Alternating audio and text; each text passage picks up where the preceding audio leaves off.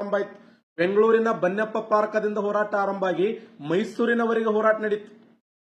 ಯಾಕೆ 1947 ಆಗಸ್ಟ್ 15ನೇ ತಾರೀಕ ನಮ್ಮ ದೇಶ ಸ್ವತಂತ್ರ ಆಗಿದೆ. ಆದ್ರೆ ಮೈಸೂರಿನ ಒಡೆಯವರು ನಮ್ಗೆ ಸ್ವತಂತ್ರ ಕೊಡ್ಲಕ್ ರೆಡಿ ಇಲ್ಲ. ಕರ್ನಾಟಕ ರಾಜ್ಯದ ಒಂದು ಭಾಗದಲ್ಲಿ ಈ ಭಾಗ ನೋಡಿದಾಗ ಈ ಭಾಗ ನೋಡ್ತೀವಿ ನಾವು. ಈ ಭಾಗದಲ್ಲಿ ಬ್ರಿಟಿಷರ ಆಳ್ವಿಕೆ ಮಾಡ್ತಾ ಇದ್ದಾರೆ, ಈ ಭಾಗದಲ್ಲಿ ಮೈಸೂರಿನ ಒಡೆಯರ ಆಳ್ವಿಕೆ ಮಾಡ್ತಾ ಇದ್ದಾರೆ, ಈ ಭಾಗದಲ್ಲಿ ಹೈದರಾಬಾದ್ ನಿಜಾಂ ಆಳ್ವಿಕೆ ಮಾಡ್ತಾ ಇದ್ದಾನೆ. ಇಲ್ಲಿ ಏನಾದರೂ ನಾವು ಭೋಲೋ ಭಾರತ್ ಮತ ಹಾಕಿ ಜೈ ಕರ್ನಾಟಕ ಮಾತೆ ಅಂತಂದ್ರ ಇಲ್ಲಿ ಕಾಶಿದ ಕೆಬ್ಬಣ ತಂದು ಕಿವೆ ಹಾಕ್ತಾನವ. ರಜಾಕಾರ ದಾಳಿ ಅಂತ ಕರಿತೀವಿ. ಯಾಕೋಲೆ ಅಂದ್ರೆ ಹೊಡ್ಲಕ್ ಬರ್ತಾನವ. ಇಲ್ಲಿ ಏನಾದ್ರೂ ಮಾತಾಡಿದ್ರೆ ಭೋಲೋ ಭಾರತ್ ಮತ ಹಾಕಿ ಕರ್ನಾಟಕ ಮಾತಾಕಿ ಜೈ ಅಂದ್ರೆ ಆನಿ ಕಾಲಿಗಿಟ್ಟು ತುಳಿಸ್ಬಿಡ್ತಾನ. ಟಮಾಟಿ ಹೊಡೆದಂಗ್ ಹೊಡೆದು ಹೋಗ್ಬೇಕು. ಇಲ್ಲಿ ಯಾರಾದ್ರೂ ಏನ್ರಂದ್ರೆ ಗುಂಡಿಟ್ಟು ಕೊಲ್ತಾರೆ. ನಮ್ದು ಏನೇ ಇದ್ರು ಈ ಫೀಲ್ಡ್ನಾಗ ಹೋರಾಟ ನಡೆದಿತ್ತು.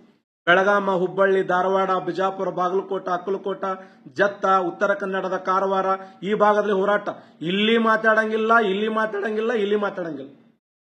ಅಂತ ಒಂದು ಸಂದರ್ಭದಲ್ಲಿ ಎಸ್ ನಿಜಲಿಂಗಪ್ಪ ಅವರ ನಾಯಕತ್ವದಲ್ಲಿ, ಕೆ.ಸಿ. ರೆಡ್ಡಿಯವರ ನಾಯಕತ್ವದಲ್ಲಿ, ಅನೇಕ ಕನ್ನಡಿಗರ ನಾಯಕತ್ವದಲ್ಲಿ ದೇವರು ವರ ಕೊಟ್ಟರು, ಪೂಜಾರಿ ವರ ಕೊಡ್ಲಕ್ ರೆಡಿ ಇಲ್ಲ, ದೇಶ ಸ್ವತಂತ್ರ ಆಗ್ಯದ, ಮೈಸೂರಿನ ಒಡೆಯರು ನಮ್ಗೆ ಸ್ವತಂತ್ರ ಕೊಡ್ಲಕ್ ರೆಡಿ ಇಲ್ಲ ಅಂತ ತಿಳ್ಕೊಂಡು 1947 ಸೆಪ್ಟೆಂಬರ್ 1ರಿಂದ ಆ ಒಂದು ಮೈಸೂರು ಚಲೋ ಚಳವಳಿ ಆರಂಭ ಮಾಡ್ತಾರೆ. ಆ ಚಲೋ ಚಳವಳಿಯ ಘೋಷವಾಕ್ಯ ಏನಾಗಿತ್ತಂದ್ರೆ ಅರಕಾಟ್ ಬೈಕಾಟ್ ತಂಬುಚೆಟ್ಟಿ ಚಟ್ಟಾಕಟ್ಟಿ ಅಂತ. ಅರಕಾಟ್ ಬೈಕಾಟ್ ತಂಬುಚೆಟ್ಟಿ ಚಟ್ಟಾಕಟ್ಟಿ. ಅರಕಾಟ್ ಬೈಕಾಟ್ ಅಂದ್ರೆ ಏನು? ಅರಕಾಟ್ ರಾಮಸ್ವಾಮಿ ಮುದಲಿಯ ಅವರನ್ನು ಬಿಸಾಕಿ ಬಿಡ್ರಿ. ಮೈಸೂರಿನ ಕೊನೆಯ ಒಡೆಯರು ಏನು ದಿವಾನ್ರವರು, ಜಯಚಾಮರಾಜ ಒಡೆಯ ಇದ್ದ.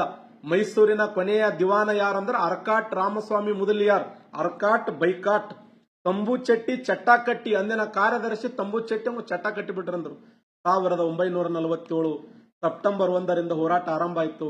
ಅಲ್ಲಿ ಮೈಸೂರಿಗೆ ಹೋಗಿ ಮುಟ್ಟಬೇಕಾದ್ರೆ ಅಕ್ಟೋಬರ್ 24ನೇ ತಾರೀಕ ಆ ವಿಜಯದಶಮಿ ಹಬ್ಬ. ಅದೇ ಸಮಯದಲ್ಲಿ ಹಂಗೇನು ಮಾಡಬೇಡ ಸುಮ್ ಕುಂದ್ರಿ ಅಂತೇಳಿ ಸಮಾಧಾನ ಮಾಡಿ ಸುಮ್ ಕುಂದ್ರಿಸಿ ನಮಗೆ ಸ್ವತಂತ್ರ ಕೊಟ್ಟರು.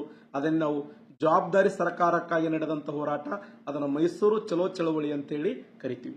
ಈ ತರ ಇಂಪಾರ್ಟೆಂಟ್ ಆಗಿರುವಂತಹ ಪಾಯಿಂಟ್ ಗಳನ್ನ ನಾವು ಡಿಸ್ಕಸ್ ಮಾಡುವಂತ ಪ್ರಯತ್ನವನ್ನು ಮಾಡ್ತೀವಿ ಸ್ನೇಹಿತರೆ.